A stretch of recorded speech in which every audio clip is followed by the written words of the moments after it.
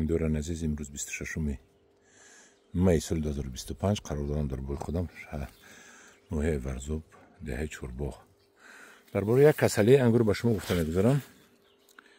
منم میبینید این رو خوشه ها گنیل میگم، پوسشی انگور. من اینشم یعنی هنگام گلکنی با کسله دوچار میشد و این انم خیلی خوشه ها نیمش باردار میشوند، نیمش نبینید. من این رو پوسشی خوشه انگور میگن. این رو ما باید دورو پیش از گل کردن دوروی نغزنیم و فکر ما دورو زده بودیم، لیکن دوروی ما فلشی بود. چی بود که اونقدر سوز نقپید. اینو بینید. حاضر با دیگر خوشه رو نشان میتیم. من این خوشه رو بینید با پررگی خوش شده است. من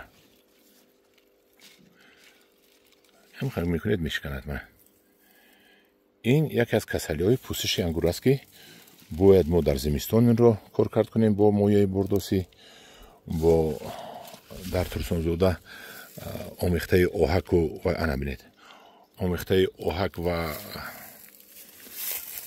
آتین وگیر رو میزنن، ایسو میگوین. انا بینید خوشه خوش شد، با پررگی خوش شد. من اینجا کشه 4 دونه اگ موند. من یرش خوش شد. مخی میکنید میشکند. سبب این کارکرد نکردن است. کارکرد با دوروی در کاری نکردن است. اگر این کسلی در باغ‌های کلان بیاید، این میوه شما را با زودی خشک میکند.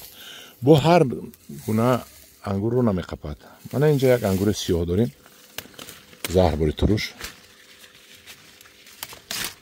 من چه خوشروه این رو نمیقپد.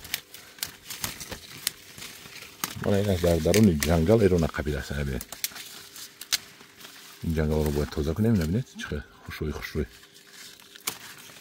پوسش هر گونه، هر سورت انگور با پوسش مطابق است. این پوسش رو نگرفته است. دیدید من این مانیکور فینگر رو نگرفته است. کشمش رو اساسا گرفته است. همدیوران عزیز بدونک رو گرفته است. ما باید حتما دو رو پشتی کنیم. نبینید یکم تا این رو نگرفته است، دیگراش رو گرفته بود. من بخشش میپرسم دونک دورم قپیده است. من پوچلک شده رفت. دیدید نه پوچلک شده خوش رسیده است. حتما پگوی دیگه من این رو دورو زدنم در کار که این کسلی بیزی بس به همه انگورها میگذارد.